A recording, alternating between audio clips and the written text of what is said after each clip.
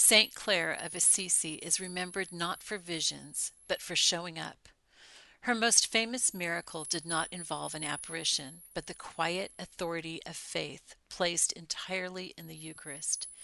In 1240 or possibly 1241, Assisi was threatened by Saracen mercenaries fighting under the command of Emperor Friedrich II. The soldiers reached the monastery of San Damiano, where Clare lived with her sisters, enclosed, poor, and largely defenseless. Clare was already gravely ill. She could not stand without help. She had been suffering for years. Yet, when the danger became clear, she asked to be carried to the entrance of the monastery. With her, she asked that the Blessed Sacrament be brought, Christ present in the Eucharist, enclosed in a simple monstrance. As the soldiers began to scale the walls, Clare held the Eucharist before them. She did not shout. She did not threaten. She prayed.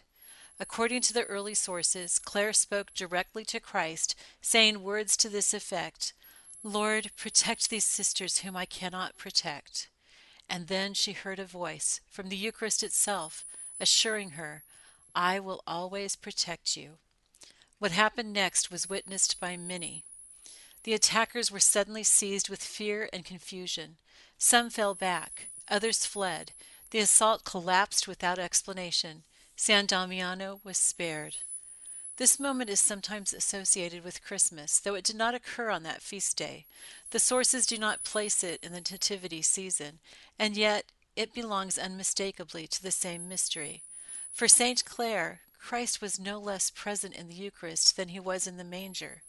The humility of God, so visible at Bethlehem, stood before her again, small and radiant, stronger than fear. The Church has preserved this account not as legend, but as testimony. It was included in the process of Clare's canonization, supported by witnesses who knew her and lived with her.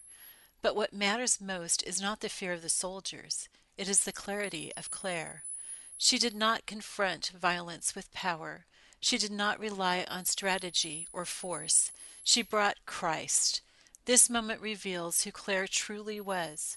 Her strength did not come from dramatic action, but from long fidelity, from years of prayer in obscurity, from choosing Christ again and again in weakness, illness, enclosure, and silence. When the crisis came, her response was simply the truth she had already been living. The Eucharist was not an emergency measure, it was her life. This is why the miracle makes sense.